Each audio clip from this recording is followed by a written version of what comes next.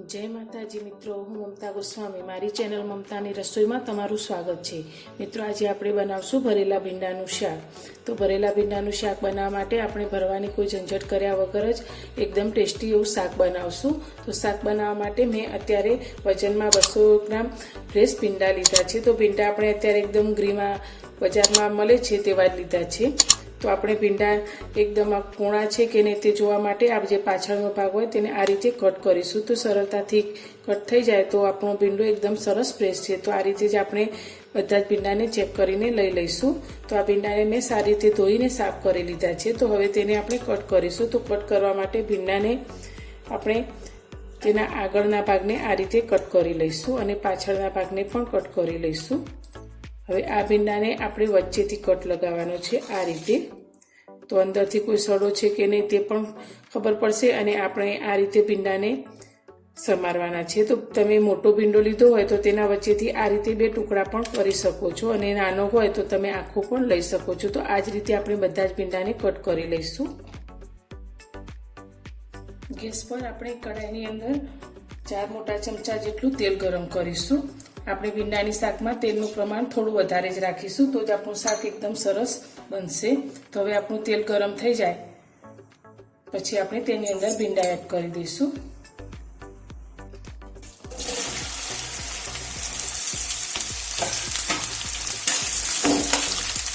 હવે આની અંદર આપણે સ્વાદ પ્રમાણે મીઠું એડ કરીશું। તો અત્યારે અડધી ચમચી જેટલું મીઠું લઈશું। સાથે આપણે અડધી ચમચી જેટલી હળદર એડ કરીશું। આ રીતે મિક્સ કરી ગેસની ફ્લેમને આપણે મીડિયમ કરી અને આ ભીંડાને 5 મિનિટ જેવું ચડવા દઈશું। તો ભીંડા ચડે છે ત્યાં સુધી આપણે તેની અંદર ભરવા માટેનો મસાલો તૈયાર કરી લઈશું। શાકનો મસાલો બનાવવા માટે મેં સૌથી પહેલાં તો કાચા શિંગદાણાને શેકીને આ રીતે ભૂકો કરીને લીધા છે। તે આપણે 3 ચમચી જેટલું લીધું છે। સાથે મેં શેકેલા તલને આ રીતે ભૂકો કરીને લીધા છે। તે આપણે 2 ચમચી જેટલા લીધા છે। આ બધા મસાલા લેવાથી શાકનો ટેસ્ટ એકદમ સરસ આવે છે।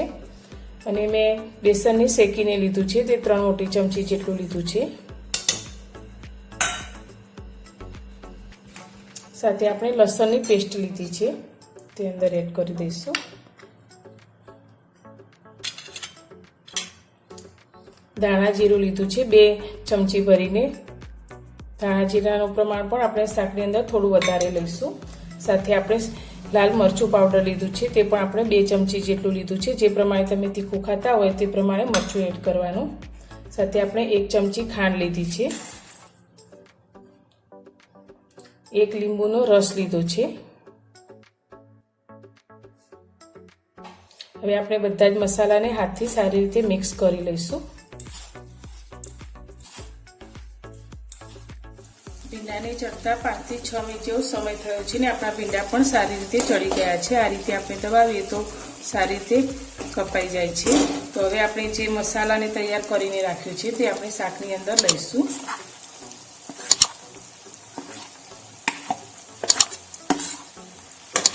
સારી રીતે મિક્સ કરી લઈશું।